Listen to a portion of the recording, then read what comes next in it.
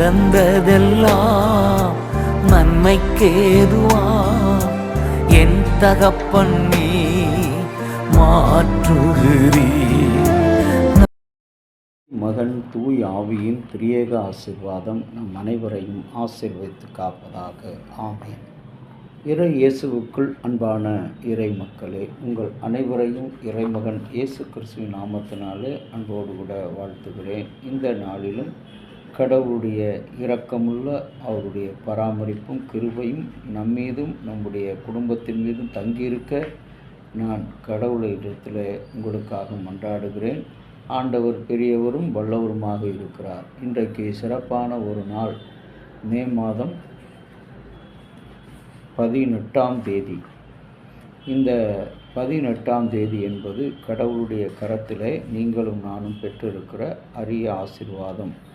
உலக எய்ட்ஸ் தடுப்பு நாளாக இந்த நாளிலே அந்த HIV வைரஸை தடுக்கின்ற ஒரு நாளாக, அதற்கு தடுப்பூசி அவசர தேவை கண்டுபிடிக்கப்பட்ட ஒரு நாளாக 1997 மோர்கன் ஸ்டேட் யூனிவர்சிட்டி ஆஃப் அட்லஸில் அமெரிக்க அதிபர் பில் கிளின்டன் அவர்களால் ஆரம்பிக்கப்பட்டது இந்த நாள்.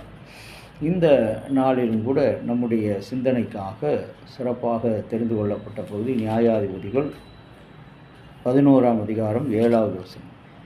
எப்தா கீலியாத்தின் மூப்பரை பார்த்து, என்னை பகைத்து என் தகப்பன் வீட்டிலிருந்து என்னை துரத்தினவர்கள் நீங்கள்தானே?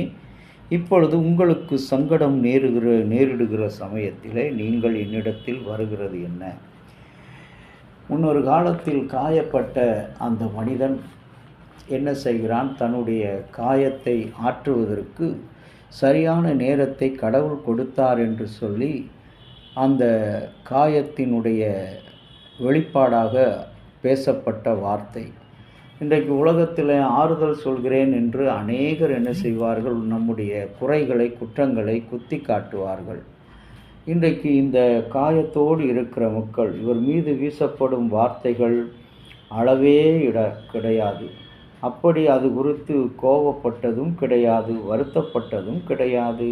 மனப்பக்குவம், அப்படிப்பட்ட மனப்பக்குவத்தை குறித்து கேட்கப்பட்ட போது அவர் கூறிய பதில் இதுதான்: பிறரை காயப்படுத்தும் மனிதர்கள் தங்களுக்குள்ளே அமிலத்தை தாங்கிய மனிதர்கள் என்று சொன்னார்.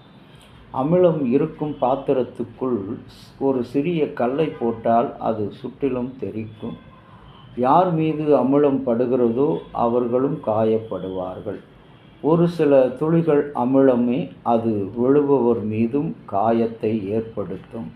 அதை தனக்குள்ளே எப்பொழுதும் தங்கி இருக்கின்ற மனிதர் எவ்வளவு காயப்பட்டவராக இருக்க வேண்டும்?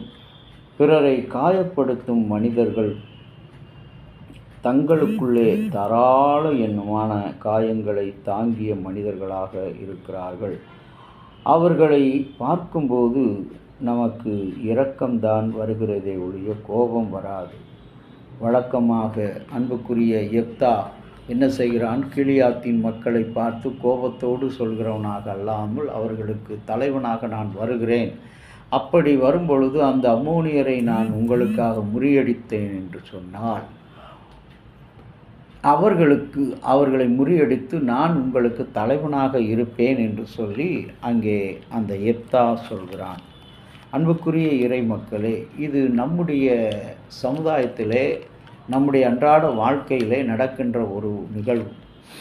எனக்கு ஒரு காலத்தில் இவன் விரோதியாக இருந்தான், எனக்கு இவன் செய்யாத அக்கிரமம் இல்லை, ஆனால் நான் இவனுக்கு எல்லாவற்றையும் நன்மையாகத்தான் செய்தேன். ஆனால் இவனோ இன்றைக்கு தன்னுடைய பணபலத்தினாலே, தன்னுடைய மசல்ஸ் பவரினாலே, அதிகாரத்தினாலே என்னை ஒடுக்கவும் என்னை நெருக்கவும் அவன் முயற்சிக்கிறான். ஆகவே அன்பின் இறை மக்களே, கடவுள் கரத்திலே விதைக்கப்பட்ட விதைகளாக நாம் இருந்தோம் என்று சொன்னால், நாம் முளைக்கும்போது பிறருக்கு பயன்படுகிறவர்களாக முளைக்க வேண்டும்.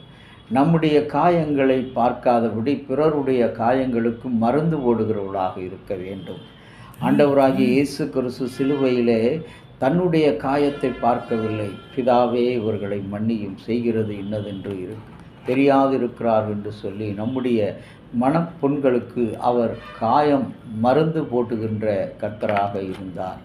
அன்பின் இறை மக்களே, நாம் இப்படிப்பட்ட சிந்தையில் இன்றைக்கு உலகமே எய்ட்ஸுக்கு தடுப்பு மருந்து கண்டுபிடிக்கப்பட்ட இந்த சிறப்பான நாளில் அந்த கொடிய வைரஸ், அதைவிட கொடிய வைரஸ் நம்முடைய பழி வாங்குகின்ற எண்ணம், பிறருக்கு தீமை செய்கின்ற எண்ணம், அந்த எண்ணங்களை விட்டுவிட்டு கடவுளை நோக்கி பார்ப்போம், ஜெபம் செய்வோம். அன்பின் ஆண்டவரே, உம்முடைய கிருபையினாலும் இரக்கத்தினாலும் புதிய ஒரு நாளை நாங்கள் கண்டிருக்கிற அருளுக்காக ஸ்தோத்திரம். நாங்கள் நிலைத்திருப்பது இந்த நாளிலும் உம்முடைய சுத்த கிருபை. அந்த சுத்த கிருபைக்கு எங்களை பாத்திரவான்களாக